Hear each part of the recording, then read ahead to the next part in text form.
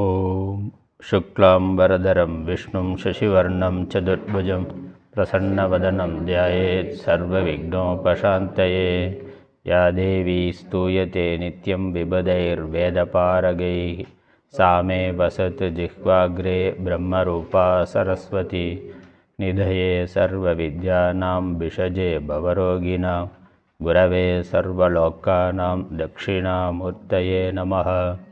श्रीदक्षिणामूर्तिसुदेशिकेन्द्रं द्वैपायनं सूत्रकृतं मुनीन्द्रं श्रीशङ्करं भाष्यकृतं यतीन्द्रं मद्देशिकञ्चापि नमामि विद्यै। ॐ सहना भवतु सहनौ भुनक्तु सह वीर्यं करवावहै तेजस्विनावधीतमस्तु मा विद्विषावहै। ॐ शान्ति शान्ति शान्ति। वाक्यवृत्ति इறைவணக்கம்। सर्गस्थितिप्रलयहेतुमचिन्त्य शक्तिं विश्वेश्वरं विदितविश्वमनन्तमूर्तिं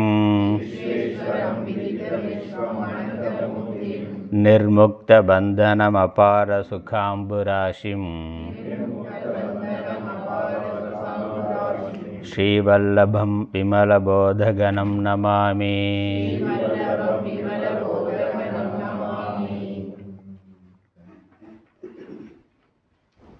16வது ஸ்லோகம்.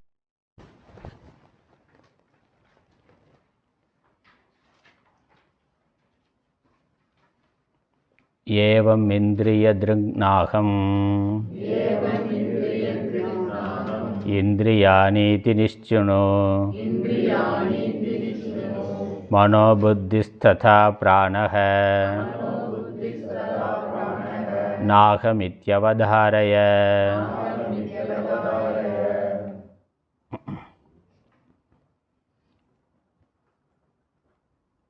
துவம் என்ற ஜீவ விசாரம் செய்யப்படுகின்றது. துவம் என்ற பதத்தினுடைய அர்த்தம் என்ன என்று குரு சிஷ்யனுக்கு தெளிவுபடுத்தி வருகின்றார்.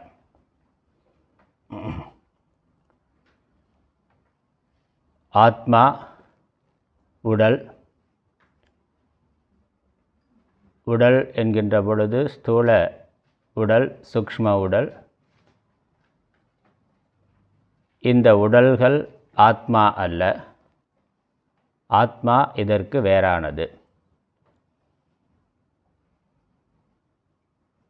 ஏனென்றால் இந்த உடல்கள் பஞ்சபூத காரியமாக இருப்பவை, மாறுபடக்கூடியவை, ஜடமானவை, அறியப்படக்கூடியவையாக இருக்கின்றவை. ஆகவே உடல்கள் ஆத்மா அல்ல. ஆத்மா சச்சித் ஆனந்த ஸ்வரூபம். இவற்றிற்கு வேறாக இவற்றை அறிவதாக இருக்கின்ற ஸ்வரூபம் உடையது ஆத்மா. அதனால் ஆத்மா ஞானமயமாக இருக்கின்றது. ஆகவே உடல்கள் ஆத்மா அல்ல, உடல்கள் அனாத்மா, ஆத்மா இதற்கு வேறானது. 16வது ஸ்லோகத்தில் சூக்ஷ்ம சரீரம் ஆத்மா அல்ல. சூக்ஷ்ம சரீரத்தில் இருக்கக்கூடிய அவயவங்களை சொன்னார். இந்திரியங்கள், கர்ம இந்திரியங்கள், ஞான இந்திரியங்கள், மனசு, புத்தி, பிராணன், இவைகள் ஆத்மா அல்ல என்று நிச்சயித்து கொள்வாயாக. விவேகத்தினால் இந்த யுக்திகளால், இந்த காரணங்களால், முக்கியமாக அறியப்படுபவையாக இருப்பதால் அறிபவன் அதற்கு வேறானவன் என்ற யுக்தி நியாயம் இருக்குது. அறியப்படுபவை அறிபவனுக்கு வேறானவை. இவைகள் அறியப்படுபவைகளாக திருஷ்யமாக இருக்கின்ற காரணத்தினால் ஆத்மா அல்ல. இவைகள் நான் அல்ல என்று ஒருவன் சிந்தனை செய்ய வேண்டும், புரிந்து கொள்ள வேண்டும். அடுத்த பாடல்ல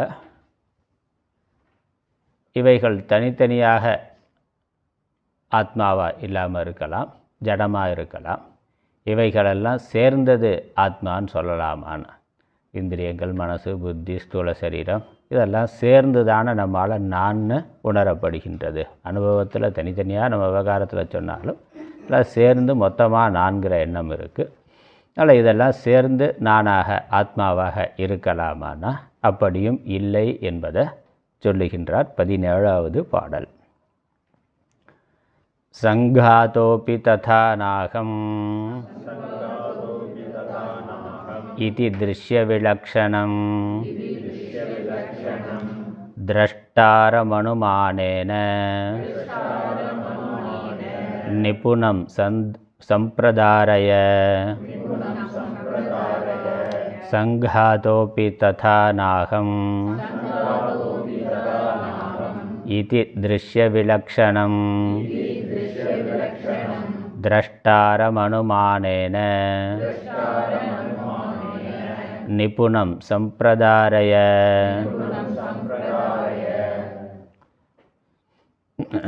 சங்காதः अपि न अहम् इति दृश्य विलक्षणं द्रष्टारम् अनुमानेन निपुणं संप्रदारय. இது பதவிபாகம். வாக்கியமாக அன்வயம் பண்ணால் ததா ததா அப்படியே. அப்படியேன்னா இந்த உடம்பு இவை தனித்தனியாக இருக்கிற பொழுது ஆத்மா இல்லை என்று எதனால் என்ன காரணங்களினால் சொன்னோமோ அப்படியே அதே காரணம் அதே யுக்தி இவைகளுக்கும் பொருந்துகின்றது. அதனால் அதில் தனியாக ஒன்றும் காரணம்லாம் இல்லை, ஒரே காரணம்தான். ஏன்னா இதெல்லாம் ஒவ்வொரு மதமும் இதெல்லாம் ஒன்றொன்றும் ஆத்மா என்று சொல்லுகின்றன. அதனால் அதெல்லாம் அப்படி இருக்க முடியாதுன்னு நம்ம புரிந்து கொள்ளணும். ஒன்றொன்றையும் சொல்கிறார். அப்புறம் நமக்கும் தனித்தனியாக ஒன்றொன்றின் மேலேயே அபிமானமானது இருக்கின்றது. அதனால் சிந்திப்பதற்கு இப்படியெல்லாம் நம்ம ஒன்றொன்றையும் எடுத்துக்கொண்டு தனித்தனியாக சிந்தனை பண்ணணும். அதற்காகத்தான் விரிவாக அதை சொல்லுகின்றார். அப்படியே சங்காதக அபி, சங்காதம்னா கூட்டம், சேர்க்கை அப்படின்னு அர்த்தம். இந்த உடல், இந்திரியங்கள், பிராணன், மனசு, புத்தி இவைகளுடைய கூட்டம், ஸ்தூல சூக்ஷ்ம சரீரங்கள் இவைகளும் இவைகளின் கூட்டமும். அகம் ந இதி, நான் இல்லை என்று. திருஷ்ய விலக்ஷணம், நான் இல்லை என்று நிச்சயித்து கொண்டு, நான் இல்லை என்று நிச்சயித்து கொண்டு. ஏன் நான் இல்லை? திருஷ்ய விலக்ஷணம், அதெல்லாம் திருஷ்யமாக இருப்பவை. இவைகளெல்லாம் திருஷ்யமாக, திருஷ்யம்னா காணப்படுபவைகளாக, அறியப்படுபவைகளாக இருக்கக்கூடியவை. இந்த காணப்படும் பொருள் திருஷ்யம். அதனால் திருஷ்யம்னா காணப்படும் பொருள், அறியப்படும் பொருள். அதற்கு வேறாக இருக்கக்கூடிய அந்த திருஷ்ய விலக்ஷணம் அப்படின்னா பார்க்கப்படுபவைகளுக்கு விரோதமான லட்சணத்தோடு கூடிய திரஷ்டாரம். அதனால் திருஷ்ய விலக்ஷணம்ங்கிறது திரஷ்டாரம்ங்கிறதுக்கு அஜெக்டிவ்.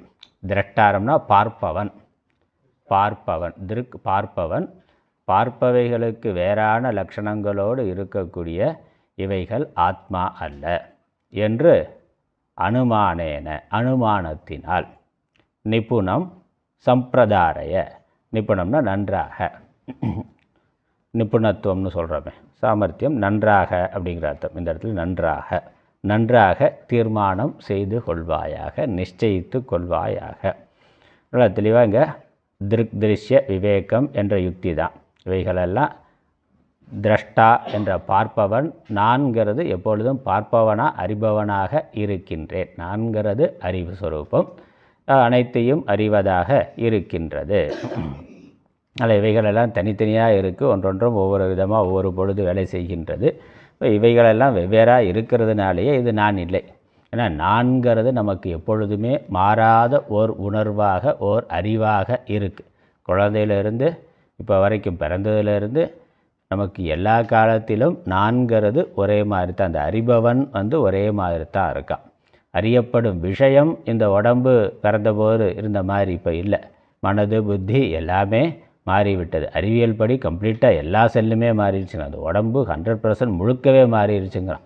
ஒரு தொடர்ச்சி இருந்து கொண்டே இருக்க வேண்டிய உடல் அது சதா மாறிக்கொண்டே இருக்கின்றது. மனது, புத்தி அதுவும் அப்படித்தான். அப்போ இவைகள் மாறுகின்ற பொழுதும் இவைகளுடைய மாற்றங்களை அறிந்து கொண்டு மாறுபடாத ஒன்று இருக்கின்றது. ஏன்னா நான்கிற உணர்வு ஒரே மாதிரி, இது மாறினாலும் அதை அனுபவிக்கிறவன் அப்படியே தானே இருக்கிறான், அது மாறுறது இல்லையே. மலரும் நினைவுகள்னா இப்போ 10 வயசில் ஸ்கூலில் படித்த போது ஏற்பட்ட அனுபவங்களெல்லாம் இப்போ நம்ம நினைக்க முடிகிறது, நினைக்கிறோம், சொல்லுகின்றோம்னா இப்போ இதெல்லாம் மாறிவிட்டதே. அப்போ இருந்த மனசு உடம்பு எல்லாமே முழுக்க மாறிவிட்டது, எல்லா செல்களும் மாறிவிட்டன. ஆனால் அந்த அனுபவிப்பவன் அப்படியே இருக்கின்றான், அதை அனுபவித்தவன் இருக்கிறான், அதை நினைவுபடுத்தி சொல்ல முடிகின்றது, உணர முடிகின்றது. அதனால் இதெல்லாம் திருஷ்யம், திருஷ்ய விலக்ஷணம். அப்புறம் இதுமைகளும் ஒரு அவஸ்தையில் இருக்குது, ஒரு அவஸ்தையில் இல்லை. ஒரு அவஸ்தையில் ஒரு மாதிரி, ஒரு அவஸ்தையில் ஸ்தூல சரீரம், விழிப்பு நிலையில் ஸ்தூல சரீரம் நல்லா வேலை செய்யுது, சூக்ஷ்ம சரீரங்களும் இருக்குது. சூக்ஷ்ம சரீரம், அந்த பிராணநேந்திரியங்கள் எல்லாம் விழிப்பு நிலையில் எல்லாம் சேர்ந்து வேலை செய்கின்றன. கனவு நிலையில் பார்த்தாக்கா ஸ்தூல சரீரம் செயல்படலை, சூக்ஷ்ம சரீரம் மட்டும் செயல்பட்டு கொண்டு இருக்குது. மனசு, புத்தி, இந்திரியங்கள் எல்லாம் கனவில் தனியாக செயல்பட்டு கொண்டு இருக்கும். ஸ்தூல சரீரம் நான்னா அது எப்பொழுதுமே அப்படி நான்கிற உணர்வு இருக்கணும்ல, அப்படி இல்லையே. விழிப்பு நிலையில் ஸ்தூல சரீரத்தில் நான்கிற எண்ணம் இருக்குது, கனவு நிலையில் வேற ஒரு சரீரத்தில் இருந்து இந்த ஸ்தூல சரீரம் தூங்கிட்டு இருக்கு, பார்க்கலை, கேட்கலை, எந்த செயலும் எந்த அசைவும் இல்லாமல் இருக்குது.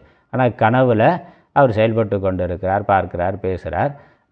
இங்கே இரவில் இருந்து அங்கே பகலில் இருக்கிறார், இங்கே செயல்படாமல் இருக்கிறார், அங்கே செயல்பட்டு கொண்டு இருக்கிறார். அப்போ அந்த இடத்துல இந்த ஸ்தூல சரீரத்தை பற்றிய எண்ணமே இல்லை, அதில் அபிமானம் இல்லை, எறும்பு கொசு கடித்தாலும் தெரியல, யார் என்ன திட்டினாலும் தெரியல. அதே விழிப்பு நிலை நடந்திருந்தால் வேறு விஷயம். அப்போ விழிப்பில் யாராவது பண்ணாக்கா அதுக்கான ரியாக்ஷன் வேறு. ஆனால் தூக்கத்தில் என்ன யார் என்ன சொன்னாலும் என்ன நடந்தாலும் எதுவும் தெரியறது இல்லை. அப்போ என்னது, விழிப்பு நிலையில் நான்கிற எண்ணத்தில் நான் நினைக்கப்படுகின்ற ஸ்தூல சரீரம் கனவு நிலையில் கனவில் ஆழ்ந்த தூக்கத்தில் கைவிடப்பட்டு விடுகிறது. தூக்கத்தில் வேற ஒரு சரீரத்தில் அவர் அபிமானத்தோடு சுற்றி கொண்டு இருக்கிறார். அந்த சரீரத்தை யாராவது திட்டினா கோபம் வரும், அங்கே எல்லாம் பிரச்சனை வரும். அதில் ஆழ்ந்த தூக்கத்துக்கு போயிட்டாக்கா அந்த சரீர அபிமானமும் இல்லை, வேற ஒரு ஆளாக அங்கே இருக்கின்றார். அதனால் இந்த ஸ்தூல சூக்ஷ்ம காரண சரீரங்கள் இவைகள் ஒரு அவஸ்தையில் இருக்குது, ஒரு அவஸ்தையில் செயல்படவில்லை. ஒன்றை செயல்படுவதாக இருக்குது, இன்னொன்றை செயல்படாமல் இருக்கின்றது. ஆனால் நான்கிறது இதற்கு வேறாக இந்த அவஸ்தைகளுக்குள் சென்று வருவதாக இருக்கின்றது. உண்மையிலே மரணத்திலையும் அப்படித்தான். செத்ததுக்கப்புறம் வேறு சரீரத்துக்கு போயிடுறேன். இந்த சரீரத்தில் இருக்கிற பொழுது யாராவது திட்டினா கோபம் வருது, செத்து வேறு சரீரத்துக்கு போயிட்டான்னா தூக்கத்துலேருந்து கனவுக்கு போகிற மாதிரி தான். இவர் இந்த சரீரத்தை விட்டுட்டு இன்னொரு சரீரத்துக்கு போயிட்டார், அந்த சரீரத்தில் அவருக்கு அபிமானம் வருது. அது நாயாக இருக்கலாம், வேறு ஏதோ அதுவாக இருக்கலாம். அப்போ அதன் மேலே அபிமானம் வந்துடுது. இந்த சரீரத்தை யார் என்ன பண்ணாலும் தூக்கி நெருப்பில் போட்டாலும். இங்கே இந்த சரீரத்தில் இருக்கிற பொழுது சூடாக ஏதாவது காஃபியை கொடுத்தா இவ்வளவு சூடாவாக கொடுக்கறது அப்படின்னு கொதிக்கிறார். காஃபி எவ்வளோ கொதிக்குதோ அதோடு இவர் கொதிக்கிறார். ஏன்னா ஒரு நிலையில் என்ன ஆச்சுன்னா அந்த உடம்பையே தூக்கி நெருப்பில் போட்டாலும் ஒன்றும் ரியாக்ஷன் இல்லை. அப்போ என்ன, அந்த சரீர அபிமானியானவன் இல்லை, வேற எங்கேயோ போயிட்டான். வேறு சரீரத்தில் அபிமானம் கொண்டு அதில் பேயா பிசாசை சுற்றிக்கிட்டு இருக்கிறார், இல்லை வேற ஒரு உடம்போட அங்கே போயிடுறார். அப்போ அதே மாதிரி இது மரணத்தில் நடக்குதுன்னா தினம் அப்படித்தான் நடக்குது. விழிப்பு, கனவு, உறக்கத்தில் போயிட்டு கொண்டு இருக்கிறார். அதனால் இதெல்லாம் திருஷ்யமாக இருக்குது, விகாரமாக இருக்குது, ஒரு நிலையில் இருக்குது, ஒரு நிலையில் இல்லை. ஆகவே இதை அறிபவன் அறிவு இதற்கு வேறானதுன்னு அனுமானம் செய்ய வேண்டும். அனுமானத்தினால், அதனால் இது அனுமானத்தினால் இப்படி சிந்தனை செய்வதால் நன்றாக புரிந்து கொள்ள வேண்டும். ஏன்னா இந்த கண்ணு, காது இவைகளை நம்ம ஸ்தூலமாக பார்க்குற மாதிரி, உணர்கிற மாதிரி அந்த ஆத்மாவை உணர முடியவில்லை. ஆனால் அப்படி ஒன்று இருக்குங்கிறத ஆகவே அனுமானத்தினால் புரிந்து கொள்ளணும். அதனால் இதெல்லாம் பிரத்யட்சமாக இருக்குது, இதெல்லாம் நமக்கு அபரோக்ஷமாக இருக்குது, அனுபவித்து கொண்டு இருக்கிறோம். இப்போ இதற்கு வேலை ஒன்று இருக்குது, அது தெரியலேன்னா, எப்படி பார்த்தாலும் அது தெரிய மாட்டேங்குதுன்னா, இப்போ இது அனுமானத்தினால் யுக்தியினால் புரிந்து கொள்ள வேண்டியது. அப்புறம் அதை பிரத்யட்சமாக தெரியணும் அல்லது அபரோக்ஷமாக தெரியணும்னாக்கா தியானம் சமாதியில் போனால் அது மாத்திரமாக இருக்கிற போது தெரியும். எப்படி ஆழ்ந்த தூக்கத்தில் இருக்கிறோம், ஆனால் அங்கே அவித்யா இருக்கிறதுனால நான் அதுவாக இருக்கிறேன்னு தெரியறதில்லை. அதே தியானத்தில், யோகத்தில் இருக்கிற பொழுது, சமாதியில் இருக்கிற பொழுது அங்கே இந்த உடம்பு, மனது, புத்தி இவைகளோட அபிமானம் இல்லாமல் ஆத்மா மாத்திரமாக இருத்தல் என்பதை, அந்த சாட்சிங்கிறத அங்கே உணர முடிகின்றது. அதனால் அந்த நிலையில் அது பிரத்யக்ஷம். இங்கே விழிப்பு நிலையில் இது அனுமானத்தினால இவைகள் வேறு நான் வேறேங்கிறத நன்றாக நிச்சயம் செய்து கொள்ள வேண்டும். அதுக்கப்புறம் இதில் சந்தேகங்கள் வரலாம். அதனால் இந்த ஆத்மா அனாத்மா, இந்த சரீரம் முதலானவை அனாத்மாங்கிறத தெளிவுபடுத்திட்டார். ஆத்மா இதற்கு வேறாக சாட்சியாக ஞானஸ்வரூபமாக இருக்கின்றதுங்கிறதையும் சொல்லிட்டார். இது அடுத்ததாக இதில் வரக்கூடிய சில சந்தேகங்களை நிவர்த்தி செய்கின்றார். 18வது பாடல்.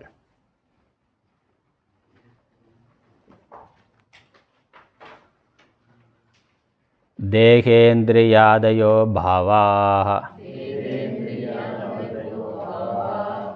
ஹானாதிவ்யாப்ருதிக்ஷமாः யஸ்ய சந்நிதிமாத்ரேண சோகமித்யவதாரய தேகேந்திரியாதயோ பாவாः ஹானாதிவ்யாப்ருதிக்ஷமாः யஸ்ய சந்நிதிமாத்ரேண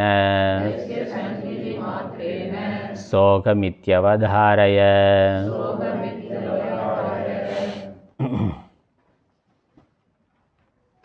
தேக இந்திரிய பாவாக காணாதி வியாப்ருதி க்ஷமாக யஸ்ய சந்நிதி மாத்திரேன சக அகம் இதி அவதாரய.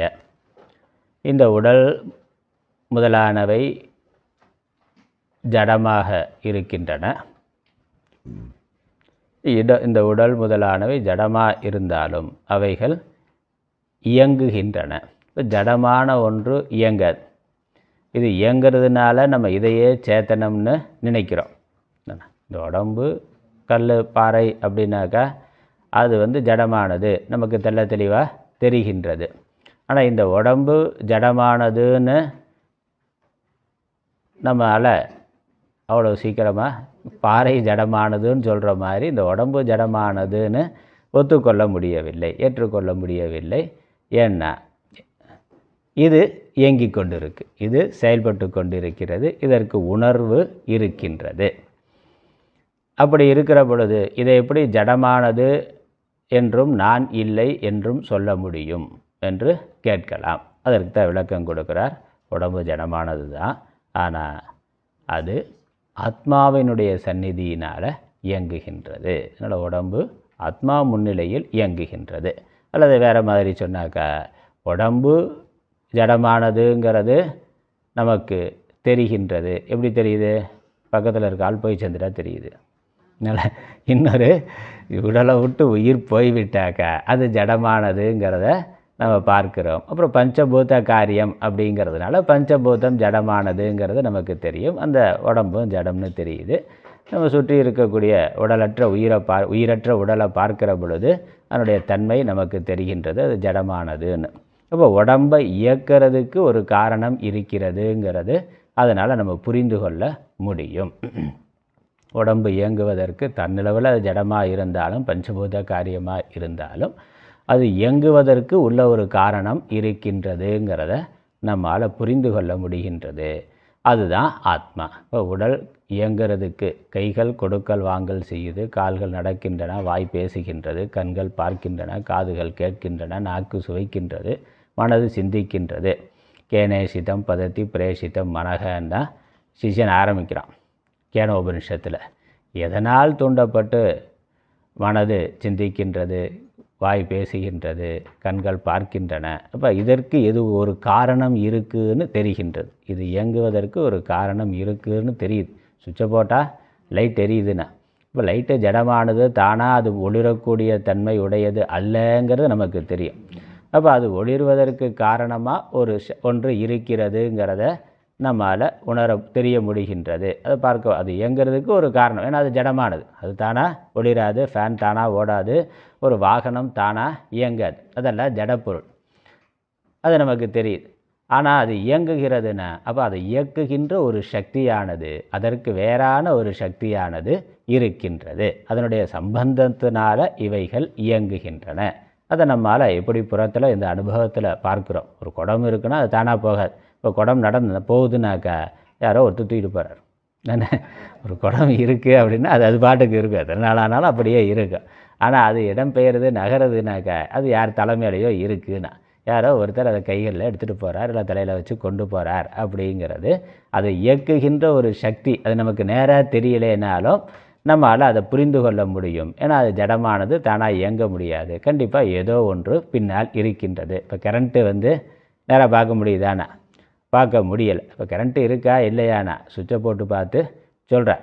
லைட் எரியுதுன்னா கரண்ட்டு இருக்குன்னா, நீ லைட்டை தானே பார்த்த, கரண்ட் எப்படி இருக்குன்னு இதனால் சொல்கிறேன்னா, அப்போ கரண்ட்டு இல்லைன்னா இந்த லைட்டு எரியாது, அதனால் கரண்ட்டு இருக்கின்றது. அப்போ கரண்ட்டு நேரடியாக அனுபவத்தில் இல்லை, ஆனால் இயங்காத ஒன்று இயங்குகிறதுங்கிறத வைத்துக்கொண்டு இயக்குவதற்கான காரணம் இருக்கிறதுன்னு என்னால் புரிந்து, அதான் அனுமானம் என்னன்னு போனதில் சொன்னார். அந்த அனுமானம் எப்படிங்கிறதுக்கு தான் இந்த பாடலில் விளக்கம்.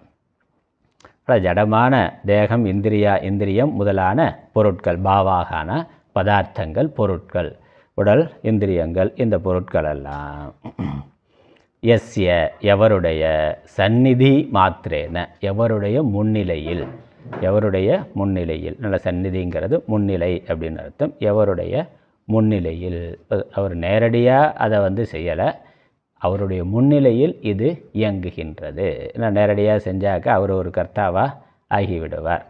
அப்படி நேரடியாக அது சவிக்காரம் ஆயிரும். இப்போ கரண்ட் இருக்குனாக்கா கரண்ட்டு அது நேரடியாக உள்ளே போய் வேலை செய்யுது. அப்போ என்னாச்சு, கொஞ்சம் நேரத்தில் அது அந்த சக்தியை உண்டு பண்ணுறதுக்கு இன்னொரு சக்தி வேணும். கரண்ட்டுங்கிறது உற்பத்தி பண்ணக்கூடியதாக இருக்கின்றது. ஏன்னா ஒன்று செலவாக ஆக அது அழிந்து போய்விடும், உற்பத்தி ஆகிறது அழிந்து போய்விடும். அப்புறம் ஒன்று விகாரம் அடைந்ததுனாக்கா காலப்போக்கில் அது தேய்ந்து இல்லாமல் போய்விடும். அதில் கரண்ட்டு வருதுனாக்கா கரண்ட் எங்கேருந்தோ உற்பத்தி செய்யப்பட்டு அது வருகின்றது. இந்த ஒளிர விசிறி இயங்க அது செலவாகி கொண்டே இருக்கின்றது. அந்த மாதிரி ஆத்மா, உடம்பு இருக்குது, உடம்பு தானாக இயங்கலை, ஆத்மா இயக்குதுனாக்கா அந்த இயக்கக்கூடிய சக்தி காலப்போக்கில் போயிடலாமே. அதனால் அது நேரடியாக இயக்கலை, அதனுடைய முன்னிலையில் இது இயங்குகின்றது. சந்நிதி மாத்திரேன அதோட முன்னிலையில் இது இயங்கி கொண்டிருக்கின்றது. அது எப்படி, எது மாதிரிங்கிறதுக்கு அடுத்த பாட்டில் ஒரு உதாரணம் கொடுக்குறேன். அதனால் அது எப்படி, அது நேராக போனால் தானே இயங்க முடியும், அதனுடைய முன்னிலையில் எப்படி இயங்க முடியும்னா இயங்க முடியுங்கிறதுக்கு உதாரணம் அடுத்த பாட்டில் வருது. இங்கே எஸ்ய சந்நிதி மாத்திரேன எதனுடைய முன்னிலையில், எதனுடைய சந்நிதியில், அப்போ எது இருப்பதனால இது இயங்குகின்றதோ அது நான் என்று சக அகமிதி அவதாரைய. அப்போ இந்த உடல் இருப்பதற்கு, கண்ணு பார்ப்பதற்கு, காது கேட்பதற்கு எது காரணமாக இருக்கின்றதோ அது நான் என்று புரிந்துகொள். அந்த சக்தி, அந்த ஆற்றல், அந்த ஆத்மா, அந்த உயிர் நான் என்று புரிந்துகொள். அந்த சேத்தனம், அந்த சைத்தன்ய வஸ்து நான் என்று புரிந்துகொள்.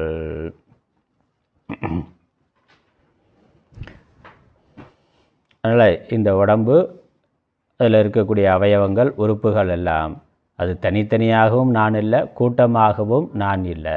அது இருப்பதற்கும் இயங்குவதற்கும் காரணமாக எது இருக்கிறதோ அது நான் என்று புரிந்து கொள்ள வேண்டும். இப்போ கண்ணு தான் நான்னாக்கா கண்ணு தெரியலைன்னா நான் இல்லாமல் போயிடுமான்னா, ஒரு காலத்தில் தெரியுது, இன்னொரு காலத்தில் தெரியல.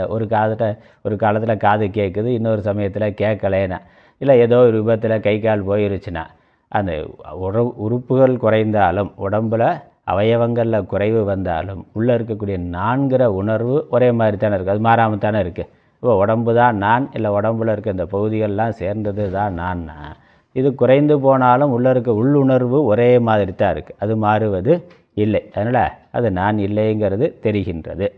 அப்புறம் இவைகள் இல்லாமலும் நான் இயங்க முடியுங்கிறதும், இவைகள் இயங்குவதற்கு ஒரு காரணம் இருக்கிறது, ஆத்மா ஒரு சக்தி காரணம் இருக்குங்கிறதும் இந்த அனுமானத்தினால் புரிந்து கொள்ள முடியும். அதனால் எதனுடைய அனுமானத்தினால் இவைகள் இயங்குகின்றனவோ, அதனால் ஹானாதி வியாபிருத்தி க்ஷமாக.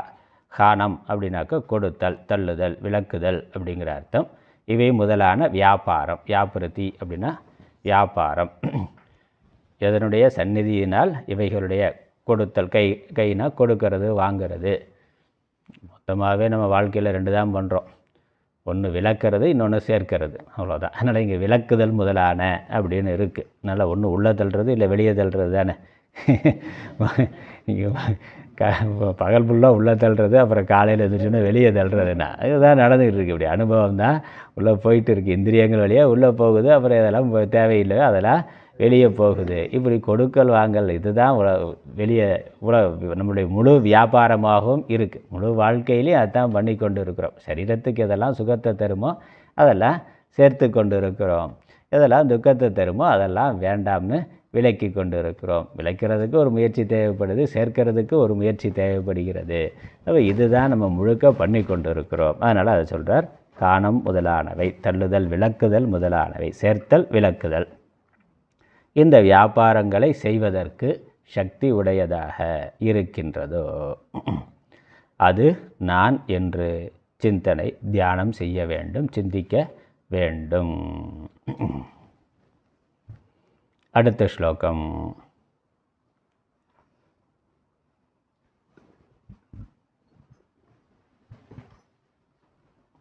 இதற்கு உதாரணம் சொல்கிறார். எப்படி, எது போல, தான் விகாரம் அடையாமல் தான் மாறுபடாமல் ஒரு மாறுபாட்டை ஏற்படுத்துகின்றதுங்கிறதுக்கு உதாரணம். சந்நிதி மாத்திரேன என்பதற்கு விளக்கம் அடுத்த 19வது ஸ்லோகம். அனாபன்ன விகாரசன் அயஸ்காந்தவதேவ யஹ புத்யாதீம்ச்சாலயேத் பிரத்யக் சோகமித்யவதாரய அனாபன்ன விகாரசன் அயஸ்காந்தவதேவ யஹ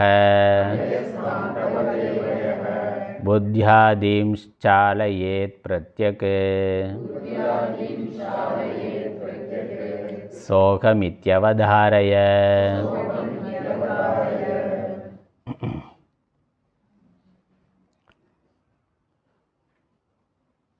அனாபர்ண விகாரக சன் அயஸ்காந்தவது ஏவ யஹ புத்யாதீன் ச சாலயேத், புத்யாதீன் சாலயேத் பிரத்யக் சக அகம் இதி அவதாரய.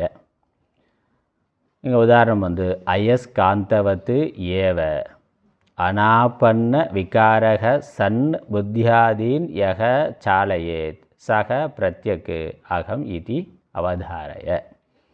அயஸ்காந்தவத், அயஸ்காந்தம்ங்கிறது காந்தம் தான், இரும்பு, இரும்பு காந்தம், இரும்பு காந்தம்.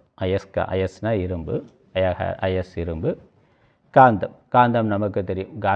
காந்தத்தோட முன்னிலையில் இரும்பு துகள்கள் அசைகின்றன. காந்தம் நேராக ஒன்றும் பண்ணலை, ஆனால் அதனுடைய ஈர்ப்பில் அதனுடைய முன்னிலையில் காந்த சிலை மலை முன் செஷ்டிக்குமா போல் அப்படின்னு கைவல் என்னிடத்தில் பாட்டு அப்படி இருக்கு. ஆனால் காந்தத்தின் முன்னாடி அந்த இரும்பு துகள்கள் அசைவது போல் அதனுடைய முன்னிலையில் அதனுடைய அசைவு, அதனுடைய இயக்கமானது இருக்கின்றது. இப்போ காந்தம் ஒன்றும் பண்ணலை, அது பாட்டுக்கு இருக்குது. அதனுடைய முன்னிலையில் இருக்கக்கூடிய இரும்பு துண்டு நகர்கின்றது, அசைகின்றது. அது மாதிரி அனாபன்ன விகாரக, விகாரம்னா மாறுபாடு, ஆப்பன்ன விகாரம்னா மாறுபாடு அடைதல், அனாபன்ன விகாரம்னா மாறுபாடு அடையாமல், தன்னுடைய தன்மையிலிருந்து தன்னுடைய சொரூபத்திலிருந்து மாறாமல், தன்னுடைய இயல்பிலிருந்து மாறாமல், இரும்பு காந்தம் போல. இரும்பு காந்தம் எப்படி இரும்பு துகள்களை அசைக்கின்றதோ, அப்போ இரும்பு துகள்கள் தானாக அசையாது, அது ஜடமானது, அது தானாக நகரக்கூடிய அசையக்கூடிய தன்மையுடையது அல்ல. இப்போ அதனிடத்தில் ஒரு அசைவு வருகின்றது, ஒரு இயக்கம் வருகின்றதுன்னா அது இயக்குகின்ற ஒன்று இருக்குது. அது எது? அந்த ஒரு காந்தத்தை பக்கத்தில் வைக்கிற பொழுது அது இயங்குகின்றது. அந்த காந்தம் நேரடியாக அது செயல்பட்டு இயங்குதான்னா அது இயங்கிறது இல்லை. அது இருந்தாலே அதனுடைய முன்னிலையில் இவைகள் இயக்கம் பெறுகின்றன. அது மாதிரி ஆத்மா சைத்தன்ய ஸ்வரூபமாக இருக்குது. அதனுடைய முன்னிலையில் இவைகள் இந்த ஜடமான உடல் முதலானவை இயங்குகின்றன. அது அடுத்த வரியில் சொல்கிறார், 2வது லைனில். இருந்து கொண்டு, புத்தியாதீன் புத்தி முதலானவைகளை, யக சாலையேத் எது சலிக்கும்படி இயங்கும்படி செய்கின்றதோ, புத்தி அறிவு, புத்தி மனசு பிராணன், கைகள் கால் கர்மேந்திரியங்கள் ஞான இந்திரியங்கள், இப்படி இவைகளை எது இயங்கும்படி இயக்கும்படி செய்கின்றதோ, எது சலிக்கும்படி, சாலையத்தின சலனமாகிறது இயங்கிறது, எந்த ஒன்று இருக்கின்றதோ, சக பிரத்யக்கு, அதற்கு அந்த ஆத்மாவுக்கு பிரத்யக் அப்படின்னு பேர் சொல்கிறார். பிரத்யக்குனா உள்ளே இருப்பதுன்னு அர்த்தம். உள்ளே இருக்கிறது, கண்ணுக்கு தெரியாமல் புறத்தில் தெரியாமல் உள்ளே இருந்து அது மறைப்பொருளாக இருந்து இயக்குகின்றது. இப்போ இயங்குகின்ற இந்த பொருள் தான் நமக்கு தெரிகின்றது, அந்த இயக்குகின்ற சக்தி தெரிவது இல்லை. அது உள்ளே இருக்கின்றது, அதி சூக்ஷ்மமாக இருக்குது, மறைப்பொருளாக இருக்குது. அதே சமயம் அது நேரடியாக இயக்குதல் இல்லாமல் அது அதுவாக அதனுடைய சைத்தன்ய விசேஷத்தினால அதனுடைய முன்னிலையில் இது இயங்குகின்றது. மனது இருக்குது, ஆத்மா சைத்தன்ய சுரூபமாக இருக்குது. மனது பிராணன் இவைகளில் சூக்ஷ்ம சரீரம், அதுவும் பஞ்சபூத காரியம், பஞ்சீகிருத பஞ்சபூத காரியம் சூக்ஷ்ம சரீரம், பஞ்சீகிருத பஞ்சபூத காரியம் ஸ்தூல சரீரம் தெரியும், நமக்கு தத்துவபோதம் இருக்குது. அப்போ இது ஜடமானது, ஆத்ம சைத்தன்யம் இருக்குது. ஆத்ம சைத்தன்யத்தோட பிரதிபிம்பம் இந்த அந்தःகரணத்தில் வர்ற பொழுது, மனதில் வர்ற பொழுது மனது தான் இயக்கம் பெறுகின்றது, சூக்ஷ்ம சரீரமானது இயக்கம் பெறுகின்றது. பிறகு இந்த சூக்ஷ்ம சரீரம் என்ன பண்ணுது, ஸ்தூல சரீரத்தை இயக்குகின்றது. சூக்ஷ்ம சரீரம் ஸ்தூல சரீரத்தை இயக்குகின்றது. இதான் விஷயம். இப்போ ஆத்மா நேராக இயக்கலை, ஆத்மா முன்னிலையில் இந்த சூக்ஷ்ம சரீரம் மனது இயக்கம் பெறுகின்றது. அந்த மனது ஸ்தூல சரீரத்தை பிறகு இயக்குகின்றது. இப்போ ஒரு கண்ணாடி இருக்குது, ஒரு கண்ணாடிக்கு தானாக பிரகாசிக்கின்ற தன்மை இல்லை.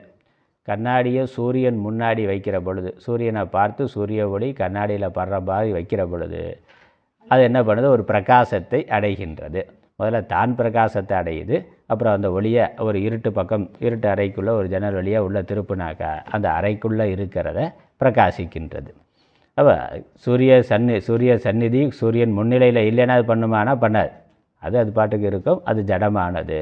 ஆனால் சூரியன் முன்னிலையில் இருக்கிற பொழுது அந்த கண்ணாடி தான் பிரகாசத்தை அடைந்து சூரிய ஒளியை வாங்கி ஒரு இருட்டு பகுதியை, இருட்டில் இருக்கக்கூடிய ஒரு பொருளை பிரகாசிப்பதாக ஆகின்றது. அதே மாதிரி இந்த மனசு அந்தःகரணம் அது ஜடமானதாக இருக்குது. ஆத்மா முன்னிலையில், ஆத்மா சந்நிதியில் அதனுடைய சைத்தன்ய அம்சம், அதனுடைய பிரதிபிம்பம் மனதில் ஏற்படுகின்ற பொழுது, அதனுடைய ஆபாசம் ஏற்படுகின்ற பொழுது அது இயக்கம் பெறுகின்றது. பிறகு அது உடலை இயக்குகின்றது. அதான் இங்கே.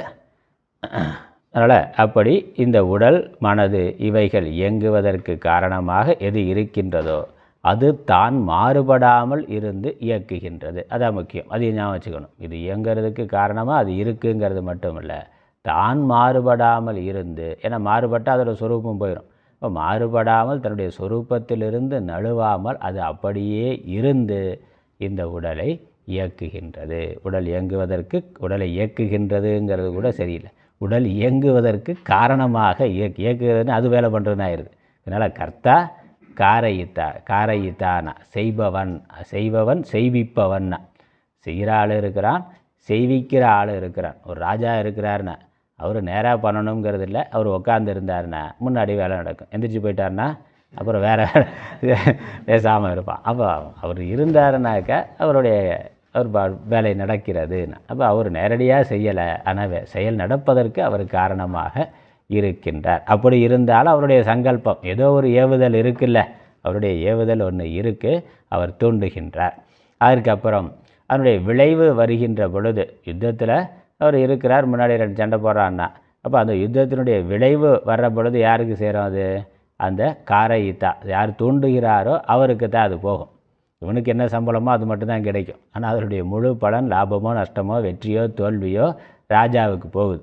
அப்போ அவர் நேரடியாக செயல்படவில்லை, ஆனால் அவர் செயலை தூண்டுபவராக இருக்கிறார், அதனுடைய விளைவை பெறுபவராக அனுபவிப்பவராக இருக்கிறார். அந்த மாதிரி ஆத்மா நேரடியாக செய்யலை, இந்த சரீரத்தை தூண்டுவதாக இருக்கிறது அப்படின்னு எடுத்துக்கொண்டா, அப்போ அதனால் வரக்கூடிய இன்பத் துன்பங்கள் ஆத்மாவுக்குன்னா, ஆத்மா உடம்பாக இருந்து சாதாரணமாக உடம்பு தான் ஆத்மான்னு நினச்சி உடம்பு வழியாக இன்பத் துன்பத்தை அனுபவித்தார். இல்லை உடம்புக்கு வேறு ஆத்மா இருக்குது, அதுதான் உடம்பை தூண்டுதுன்னா, அப்போ ஆத்மாவாக இருந்து இன்பத் துன்பத்தை நான் அனுபவித்து கொண்டு இருக்கிறேன் அப்படின்னு எடுத்துக்கொள்ளக்கூடாதுங்கிறதுக்கு தான் தன்னுடைய இயல்பான சச்சிதானந்த ஸ்வரூபத்திலிருந்து மாறாமல், முக்கியமாக ஆனந்த ஸ்வரூபத்திலிருந்து மாறாமல் அவர் இந்த சரீரத்தை இயக்கி கொண்டிருக்கிறார். ஏன்னா சரீரம் இயங்குனா என்ன ஆகுது? பிரச்சனை தான், ஏதாவது வம்பு சண்டையை தான் எழுதிட்டு வருது. அது சரீரம் இயங்குனதுனாலே அது ஏதோ துன்பம் அப்படிங்கிற அதுக்குள்ளே தான் அது இருக்குது. அதனால் ஆத்மா இன்பத் துன்பத்தை அடைவதாக ஆகிறதுனா தன்னுடைய இயல்பான ஆனந்தத்திலிருந்து விலகி அது துன்பத்தை அடைகின்றது, சரீரத்தில் மாட்டிக்கொண்டு சம்சாரியாக ஆகிவிட்டது அப்படின்னு நினைக்கக்கூடாது.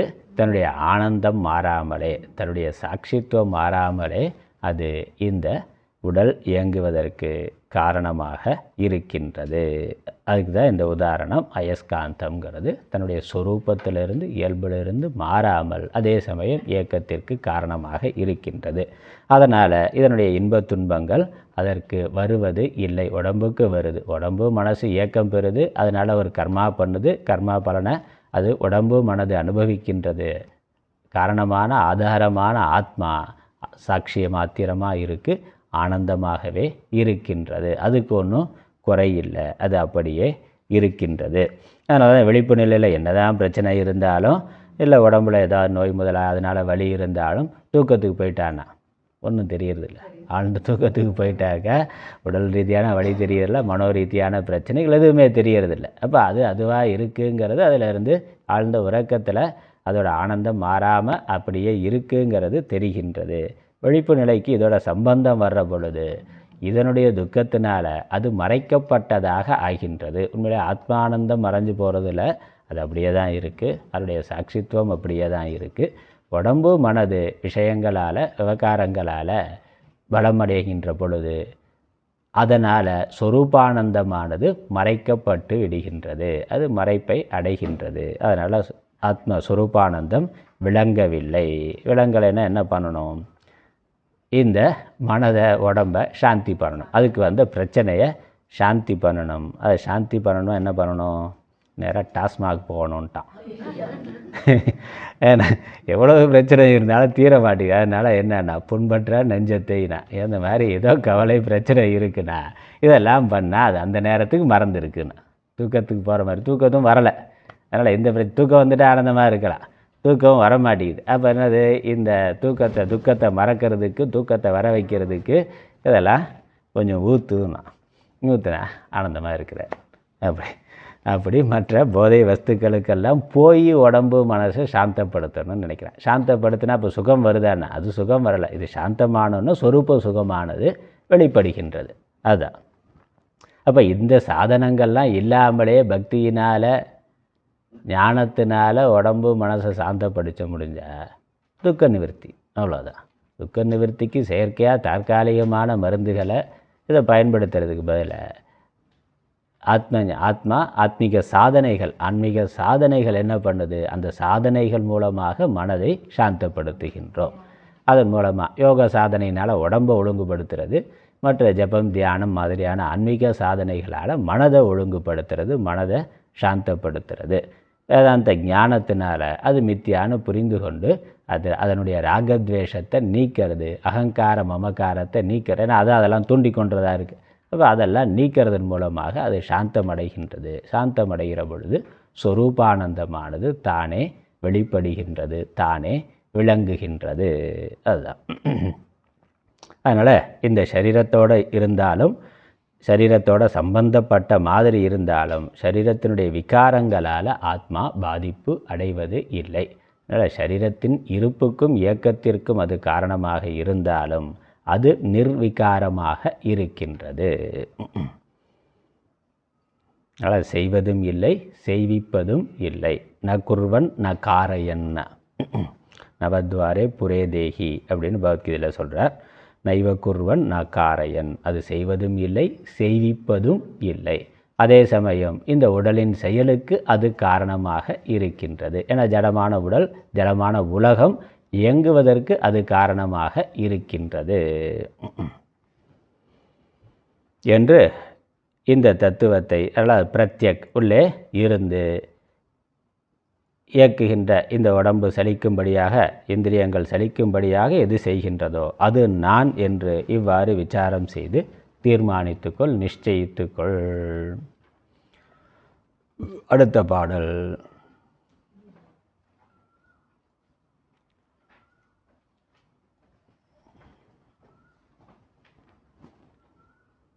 இதே விளக்கம்தான், இதனுடைய விளக்கம்தான் அடுத்த பாடல். அதே கருத்து தான் தொடர்ந்து வருது. அது இன்னும் நல்லா தெளிவாக மனசில் பதியணுங்கிறதுக்காக சொல்லுகின்றார். 20வது பாடல். அஜடாத்மவதா பாந்தி யத் சந்நித்யாத் ஜடாபி தேகேந்திரிய மனப்பிராணாஹ சோகமித்யவதாரய. அஜடாத்மவதா பாந்தி யத் சாநித்யாத் ஜடா அபி தேகேந்திரிய மனப்பிராணாஹ சோகமித்யவதாரய.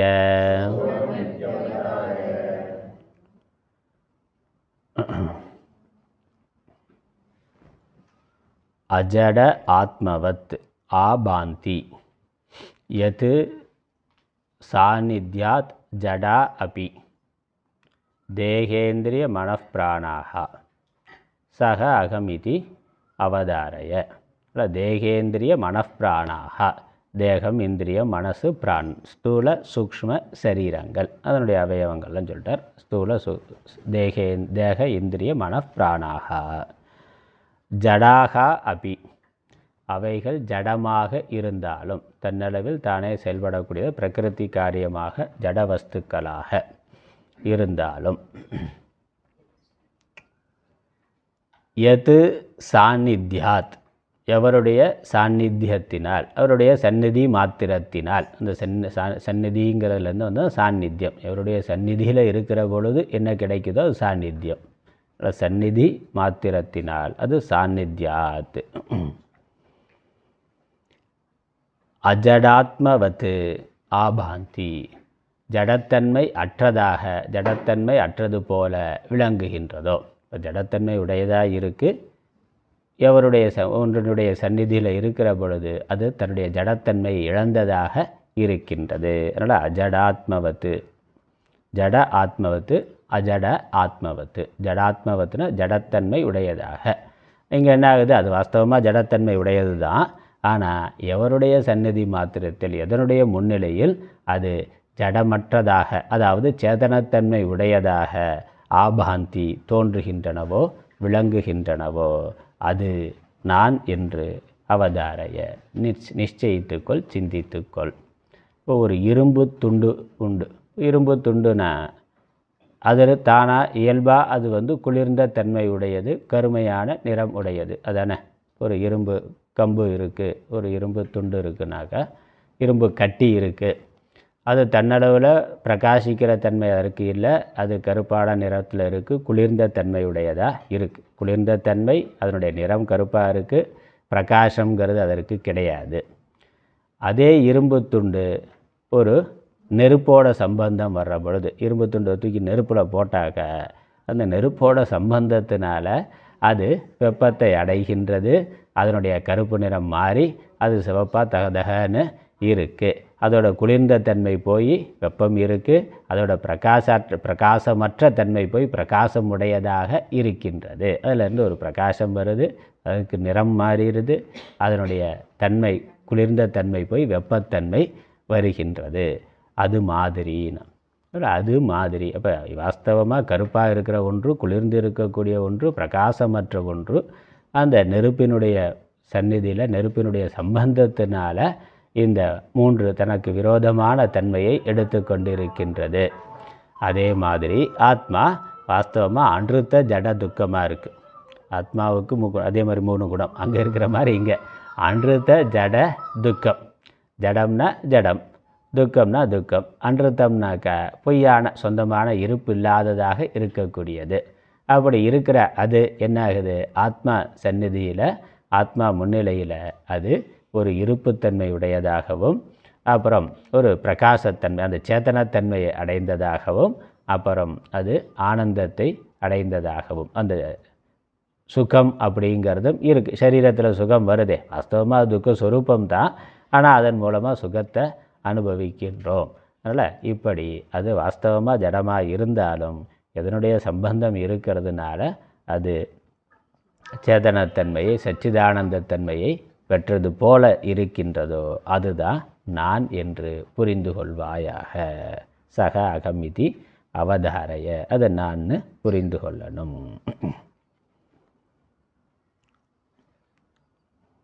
தேக இந்திரிய மனாக ஜடா அபி எது சாநித்தியாத் அஜடாத்மவத் ஆபாந்தி, ஜடமற்ற தன்மையை போல அது பிரகாசிக்கின்றதோ சக அகம் இது அவதாரைய, அது நான் என்று புரிந்து கொள்வாயாக. இப்போ உடம்பு நான்கிற எண்ணத்தை விட்டுட்டு இந்த உடம்பு இருப்பதற்கும் இயங்குவதற்கும் சுகத்தை அனுபவிப்பதற்கும் அல்லது சுகமாக இருப்பதற்கும் எது காரணமாக இருக்கின்றதோ, எது இருந்தால் இது இப்படி இருக்குமோ, எது இல்லைன்னா இது இப்படி இருக்காதோ, அது நான் என்று புரிந்து கொள்ள வேண்டும். ஏன்னா இதோட இயல்பான சொரூபம் அப்படி இல்லை.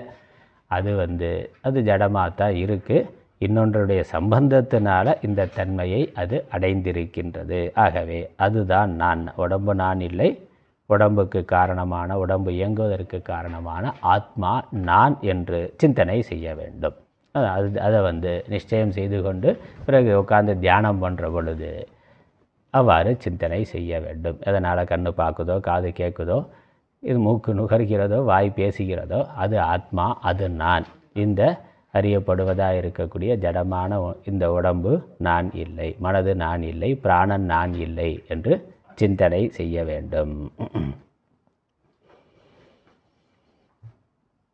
அதுக்கப்புறம் அடுத்த பாடல் 21வது பாடல். அகமன்மே மனோன்யத்ர சாம்பிரதம் ச ஸ்திரீகிருதம் ஏவம் யோ வேத தீவிருத்திம் சோகமித்யவதாரய. அகமன்மே மனோன்யத்ர சாம்பிரதம் ச ஸ்திரீகிருதம் ஏவம் யோ வேத தீவிருத்திம் சோகமித்யவதாரய.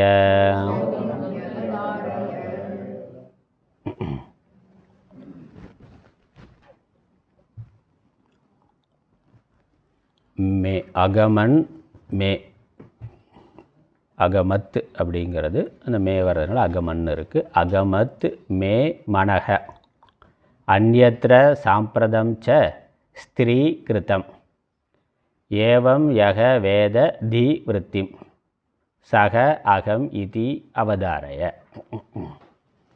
இந்த மனது என்ன பண்ணுது? ஏதாவது பண்ணிகிட்ருக்கு.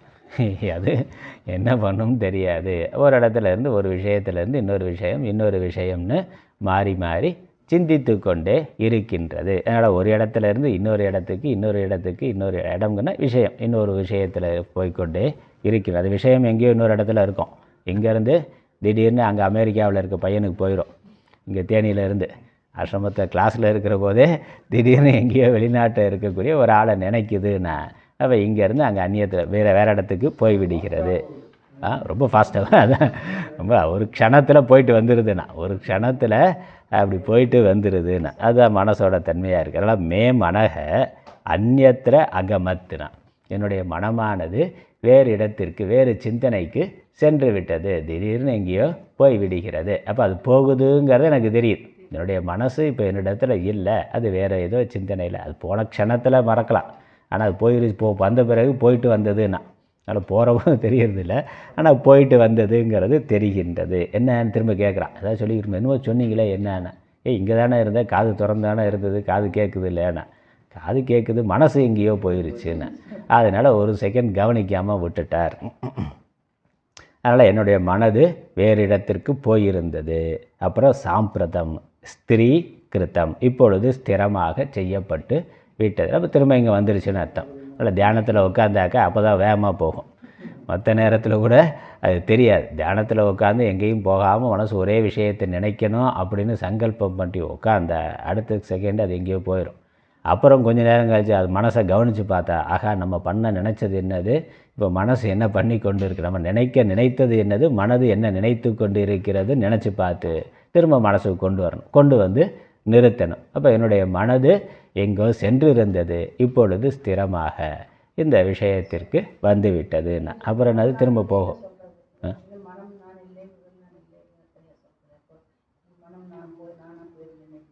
மனசு போகுது சொல்கிறாரு. இங்கே அடுத்த வரி இருக்குது, மனசு போகுதுன்னா.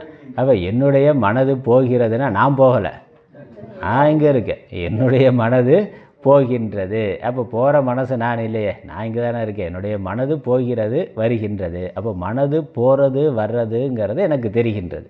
அப்போ அதை மனதனுடைய செயல்பாட்டுக்கு முதல்ல இந்திரியங்களுடைய செயல்பாட்டு சொன்னார், ஒரு மனதனுடைய செயல்பாடு. இப்போ இதில் என்னென்னா, மனது ஒரு விஷயத்தை நினைக்கிறதுங்கிறது அது விருத்தி எண்ணம் தான், எண்ண ரூபமாக தான். மனசு போகிறதுங்கிறது எண்ண ரூபமாக போகிறது தான். ஒரு புறத்தில் இருக்கக்கூடிய ஒரு பொருள் ஒரு விஷயத்தை குறித்த எண்ணம், அதுக்கு இதம் விருத்தின்னு பேர். புறத்தில் அது அகம் இதம், அகம்னா நான், இதம்னா புறத்தில் இருக்கக்கூடிய ஒன்று இது அப்படின்னு சொல்கிறோமே. அப்போ இதுன்னு புறத்தில் என்னால் அந்நியமாக அறியப்படக்கூடிய ஒரு விஷயம், அந்த விஷயத்தை குறித்த எண்ணமானது மனதிற்கு வருகின்றது. அதனால் அந்த விருத்திக்கு இதம் விருத்தின்னு பேர். புறத்தில் இதுன்னு அறியப்படக்கூடிய பொருள்களை குறித்த எண்ணங்கள், அது புற விஷயம். அதே மனசை புற விஷயத்தை நினைக்காமல் நம்ம பற்றி நினைக்கிற பொழுது நான் அப்படின்னு நினச்சி நம்ம சிந்தனை பண்ணுறோம். அப்போ அது என்னது, அகம் விருத்தி. இப்போ மனதில் வரக்கூடிய விருத்திகள் ரெண்டு விதமாக இருக்குது, இதம் விருத்தி அகம் விருத்தி. புறத்தில் இருக்கக்கூடிய எனக்கு அந்நியமாக இருக்கக்கூடிய வேறு விஷயங்களை குறித்த எண்ணங்கள் இதம் விருத்தி, அந்த விஷயத்தை குறித்த சிந்தனை வருது. அப்புறம் அதெல்லாம் விட்டுட்டு நான் என்று நான் சிந்திக்கிற பொழுது என்னை குறித்த சிந்தனையாக இருக்குது. அப்போ இந்த மனதுக்கு விஷயமாக புறப்பொருள்களும் இருக்குது, நான் என்பதும் இருக்கின்றது, ரெண்டுமே இருக்குது. அப்போ மனது புறத்தில் போகுது, திரும்ப என்னிடத்தில் வருகின்றது. இங்கே முதல் வரியில் என்ன சொல்லியிருக்கு, மே மனக, என்னுடைய மனமானது அந்நியத்திர அகமத்து, வெளியிடத்துக்கு போயிருந்தது, சாம்பிரதம் இப்பொழுது அதை என்னுடைய முயற்சியினால் திரும்ப நான் அதை இங்கே கொண்டு வருகிறேன். வெளியே போன மனதை நான் சங்கல்பம் பண்ணி உட்காந்துருக்கிறேன், தியானம் பண்ணணும் ஜபம் பண்ணணும்னு. கொஞ்சம் கவனித்து பார்த்த உடனே ஆக வேறு ஏதோ பண்ணி கொண்டு இருக்கிறோமே, வேறு எதையோ நினைக்கிறோமேன்னு திரும்ப என்னுடைய முயற்சியினால் அது இங்கே கொண்டு வர முடிகின்றது, ஸ்திரமாக செய்யப்பட்டு விட்டது. ஏவம் இவ்வாறு தி விருத்தி. அதனால் இங்கே என்ன விஷயம்னா, இந்த புத்தியினுடைய விருத்தி, மனதில் தோன்றுகின்ற இந்த எண்ணங்கள் யக வேத, யார் அறிகின்றாரோ. அப்போ இந்த மனசு இப்போ வெளியே போயிருந்தது, இப்போ உள்ளே வந்திருக்கு. புற விஷயத்தை நினைச்சது, இப்பொழுது என்னை நினைக்கின்றது. அல்லது நான் என்னுடைய மனதை கட்டுப்படுத்துகின்றேன். அப்போ கட்டுப்படுத்துகிறவன் வேறு ஆள் தானே. நாயை திறந்து விட்டால் அது ஓடி போயிடுது வெளியே, நாயை கட்டி வச்சுருக்கிற நாயை அவுத்து விட்டால் எங்கேயோ போயிடுதுன்னா, அப்புறம் அதை இழுத்து பிடிச்சி கொண்டு வந்து நிறுத்தணும்னா, அப்போ அது வேற நான் வேற. அதை இயக்குபவன் அதை கட்டுப்படுத்துபவன் அதற்கு வேறாக இருக்கின்றான். அதனால் அந்த மனதோட வியாபாரம், இந்த மனதினுடைய வியாபாரம் விஷய சிந்தனை அல்லது நான் என்று இதை சரீரத்தை மையமாக கொண்டு ஒரு அகங்கார சிந்தனை இருக்குது. இந்த மனதினுடைய இந்த விருத்தியை, இந்த எண்ணத்தை யார் அறிகின்றாரோ, யக வேத, அவர்தான் ஆத்மா. அதனால் இந்த மனதுக்கும் சாட்சியாக இருக்கிறது. பொதுவாக மனதை வைத்து கொண்டு தான் நம்ம எல்லாத்தையும் பார்க்குறோம், சிந்திக்கிறோம், அறிகின்றோம், மனசையே நான் நினைக்கிறோம், சதா விஷயங்களை குறித்தே போய்கொண்டு இருக்குது.